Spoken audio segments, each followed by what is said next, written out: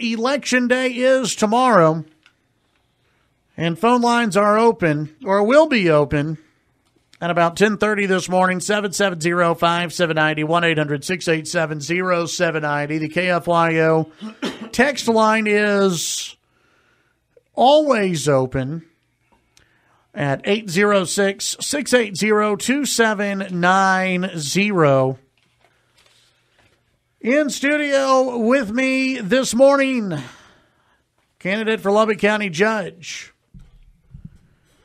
Gary Boren. Welcome back to the show. This is becoming one of my favorite hangout places. You're basically a co-host now. I think this rate we keep bringing you in. What's that job pay? It's not very good, but not as much as Lubbock County Judge, by the way.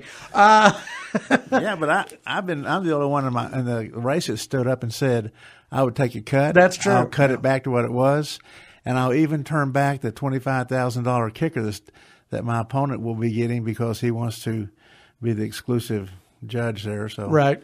Well, let's talk about your opponent. And in the Lubbock Avalanche Journal over the weekend, came out with an editorial that brought up the same things that really your opponent has been bringing up. And they go back to March 23rd, 2007, and your resignation from the Lubbock City Council. And I think we've talked about this before, Gary, when another one of your opponents brought this up right before Election Day. The AJ comes out with this over the weekend. Your opponent was on this show Friday.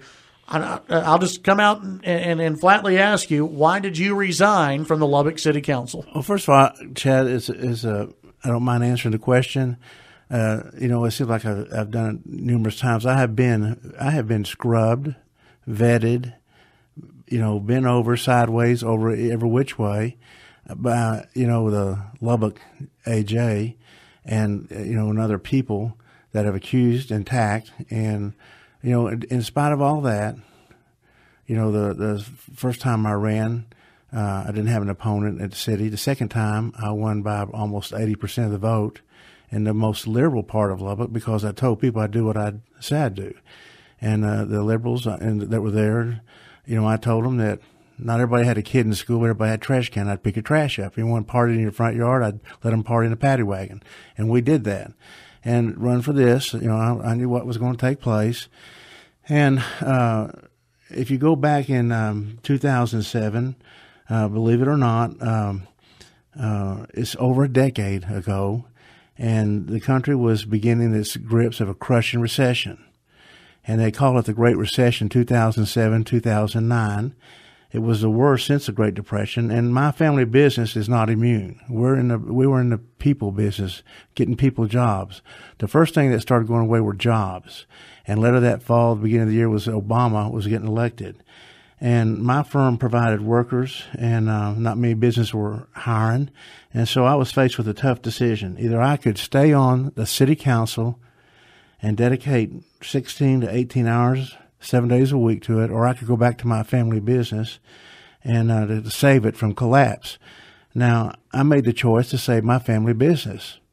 Easy. And if I had to do it again today, looking back, I'd do the same thing because I was able to come to grips with my mom and our family and build it and survive. And it was tough. It was extremely tough.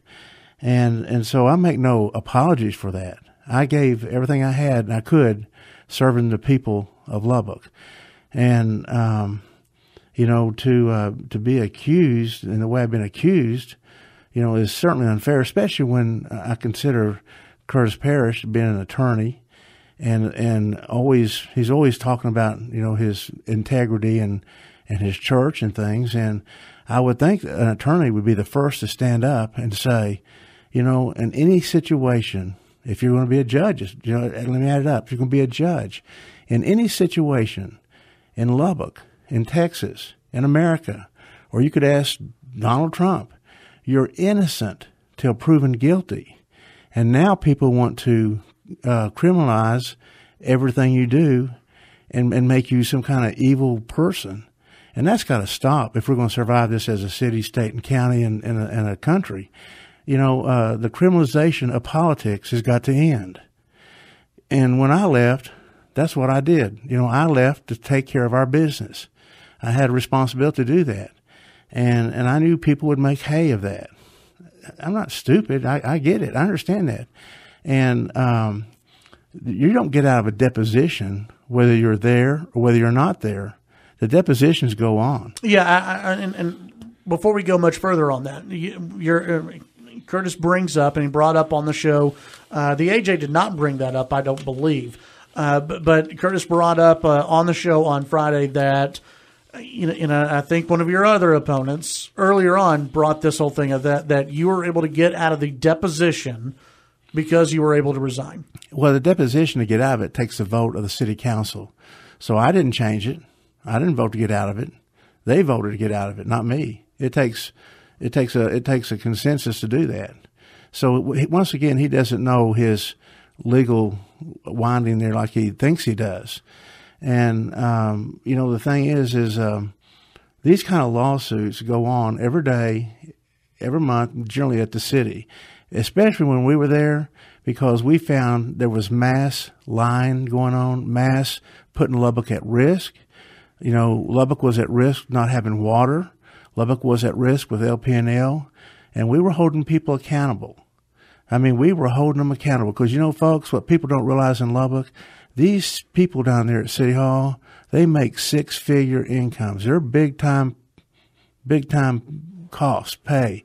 And if you're going to be a big-time recipient of our dollars, boy, I expect big-time decisions. And when I'm the one that I have a full-time job to do and come tell you that Lake Meredith is dry, and you act like you don't have a clue, what's going to be your response? Yeah. I'm thinking, good gravy, what is this? So all that being said, here's the bottom line, and I think this is the only thing that would be what I'd call pretty much right on their attack on me yesterday by the Avalanche Journal was a quote in deposition by former city manager Leanne Dunbar. She flatly denied there was a culture of pressure from council members to get rid of employees they didn't like. And Leanne Dunbar said she was not aware of any violations of the city charter. That settles it right there. She's the one in charge of the cities. Now, the AJ says there's 5 employees that we have responsibility for. Wrong, AJ. There's 3. City attorney, city manager, city secretary. So obviously they're listening to somebody else to write their information. Did you want to fire employees? I just want to be held accountable. Mm-hmm. I don't know what their backgrounds were or stuff, but I sure didn't want someone who has not been taken care of, the basics of our life that we all survive on, being kept in charge of that. They could move into the dream farm for all I care, just not in charge of that particular asset that we were put at risk for. So you take all those sort of things. He read a letter from the city attorney. I had that letter published because I knew, knowing the swamp down there with lots of swamp creatures, it originates here. There's information there. And let me read it so that way you can comment on it, okay? Because I can't remember if he read the full letter or not, but I have the letter in front of me. And it was dated March 22nd, 2007. To my knowledge, and this was from Anita Burgess, I believe, correct? To my knowledge, this will resolve all outstanding issues as alleged in the case of Terry Ellerbrook, to include his allegations of violations of the Open Meetings Act, the Charter, Age Discrimination and Employment Act, and Whistleblower Protection Act, any issues concerning reprisal. There is no admission of liability on the part of either party. Gary Boren has never been a party to this lawsuit. There are no investigations through the city attorney's office with regard to any matters relating to Mr. Ellerbrook in his pleadings. Insofar as I am concerned, this matter is closed. City has no intention of pursuing any civil or criminal charges in this matter against Gary Boren. What your opponent, how he put this is, there were criminal charges that they were looking at. Yeah, wrong. But first of all, because the city doesn't pursue criminal charges. That's the DA's office, and I'm not even a lawyer. You'd think he'd know that. And we asked to put something in the record. We put it in the record because I knew when I left, you're going to have all these faceless, spineless people that like to go behind the scenes and trash people every day. that they'd be saying, oh, there's stuff going on. Oh, there's this going on. Whisper, gossip, destroy, stab in the back, but they'll never stand up to your face and say it. And so we had that inserted in there so people, for the record, it would know. So he thinks it's something on that side. Wrong. It's not. The first thing you have to remember, once again, and I'm amazed, and I guess Alan Dershowitz is one of my favorite attorneys in America, because it's the criminalization of politics. If I disagree with you, I got to find a way to smear you, discredit you, to get someone to charge you. Look at Donald Trump. Look what he goes through each day in Washington, D.C., of being smeared, attacked by the media, or, in this case, it's more the AJ. And, what am I supposed to say? I mean, let me tell you a little bit about this. I didn't know that article was coming out any more than the man on the moon. No one contacted me from the Avalanche Journal. No one called me and said, come sit down here. We're thinking about doing an editorial. We want to get your side of things. We believe in being fair and objective. No. Have you been asked to write an op-ed? No, absolutely not. What this was people behind the scenes manipulating a media group to attack me. That's all it is. And I think the citizens of Lubbock are smarter than that. I think they get it, and they realize that what took place. And then they use a former AJ employee, Mel Tittle, to do a hit under the guise of citizen comments. Well, and then he attacks me. I never met the guy. I don't even know the guy. But I know that he didn't like me, obviously. The end of the day, this is over a decade old, Mr. Parrish, and if any wrongdoings had taken place, trust me, it would have bubbled up. Okay. And you resigned, and you're flatly saying you resigned to take care of your business. Was it also family related or not? Well, it was stressful because we had little kids in elementary school. I'm not going to get up and say, hey, folks, our business is going bankrupt. I can't do this anymore, and I need that $25 a month to make it. I'm not going to do that. My competitors would put me out for sure. Sure. So I have to, give me a break, really. Yeah. Well, we need to take the break. When we come back, our final segment with Gary Boren, candidate for Lubbock County Judge. Got a couple of big endorsements yesterday officially announced. We'll talk about those and more when we come back. All right, Chad Hasty Show, News Talk 95.1 FM, 790 AM KFYO. Candidate for Lubbock County Judge Gary Boren in studio. Gary, yesterday you officially announced you got two big endorsements. Texas Ag Commissioner Sid Miller back in your campaign, and I think even no offense to him, but I think even a bigger endorsement here locally, Sheriff Kelly Rowe. Absolutely. Kelly Rowe is one of the most respected sheriffs in Texas, and to have his endorsement, his support. I have spent many hours with him, with his troops, riding with them, understanding what they go through, dealing with other law agencies. Because my number one goal is to protect you, the homeowner, protect you, the citizen.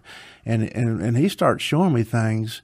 I get alarmed real quick first question I always ask, are you getting the support you need to fight this? If it's MS-13 types, like Trump got accused of calling them animals, I tell you, they'll kill you as soon as they look at you. Now, I don't know what you call it. I call it it. Animals too good. Is it, they're illegal, hardcore criminals, illegal aliens, not someone coming over here to make a living and pass money back home. No, they come over here to rob, rape, pillage, take from you, kill you, hurt you. He's rounded up 81 of them. He needs resources, folks. I'm the one that will connect the dots with the other two elected, newly will be elected commissioners to get it done. And he realizes what's at stake for Lubbock, and he's just looking for Lubbock. We don't hang out. We don't go eat and drink and shoot pool and, go watch games and, we don't do that. This is strictly business for the citizens to protect them, protect you. Number one responsibility. And he realizes that. And so, he recognized that. And he also recognized I know how to do budgets and with thousands of employees and millions of dollars. My opponent never has done that. He has never been in a company or to do that and work with personnel to understand the needs. He didn't have that experience. He likes to use a lot of phrases and beautiful adjectives, but when it gets down to the end of it, And he's only been an attorney almost 10 years. He's not a constitutional lawyer that knows the law. He was telling us earlier that 75% of his time would be judicial. Now he's flipped and saying it's equal. And now he's flipped and saying, I won't do none of it. Well, he's wrong. I'm going to do the whole job. I will do what the state law says I'll do, and I'll outwork him, and I'll outdo him, and I'll outwork. That's how we win. And that's how we get the job done, working with the commissioners, all of us working together, doing our little part of the puzzle, making it work. And we're intending to do that, and that's why I have the support. Having Sid Miller, a great individual, First Amendment rights, Second Amendment rights, understands agriculture, and we have agriculture in Lubbock County. It's one of our pillars, and having his endorsement to let people know in the rural communities and the ag communities that he's standing with us because he knows that our policies line up with what he and Governor Abbott everyone's trying to accomplish, and what our delegation, Senator Perry and State Representative Frulo and Dustin Burroughs, we're all focused this way. I'm not trying to get out in front of anybody. I want to do my responsibility on my shift, where my job is. Number one, protect the citizens. Number two, protect your wallet from the outrageous appraisals that go on. And number three, get these roads fixed where you can have safety. And I'm going to do everything I can to bust my tail to get that done for you. Do you get worried? And I had someone who texted in before, and this was, I think, one of the last times I had you on, and it was regarding public safety. And obviously, you're big in public safety. You've also talked about supporting a property tax cap. Do you get worried that may impact public safety? No, because I know how we can keep it. I know how to do budgets and things. My opponent doesn't. And he goes out there and says, I'm going to raise your taxes for bonds. The bonds I've only been involved, I think, in 2 bonds in my whole life, school and city. And that's over a career of, golly, it'd be over 30 years. But I don't decide to raise your taxes. The citizens, we give you the facts. We give you what it's going to cost you. We show you how we can do this without raising your taxes if you want to support it. You decide. That's the difference between me and the former opponent I had that went out there and spent $120 million for police substations and towers without you getting to have a say-so. I don't do that. Never have done that. That's a misstatement. And I don't raise taxes. I mean, you might as well just say that I'm a snowman up in the igloo up in the Arctic. I don't do stuff like that. Never have in my life. It's always amazing to me how attorneys or lawyers will take words and try to twist them. You decide. But then he said also in your program that if law enforcement needed, he'd jump out there and do it real quick. I heard him say that. Is that not correct? Yeah. So he better balance up what he's saying, on that. But, at the end of the day, I know how to squeeze budgets. I'll be working with our county commissioners, and we won't be bringing any tax hikes to the citizens. We're going to make it work. We know how to make it work, and we will get the results you expect from your elected officials. I want to go back to this AJ opinion piece that came out yesterday. They didn't have any contact with you. They didn't reach out to you and all, because the headline of it is everything you need to know or what voters need to know about the Lubbock County Judge race.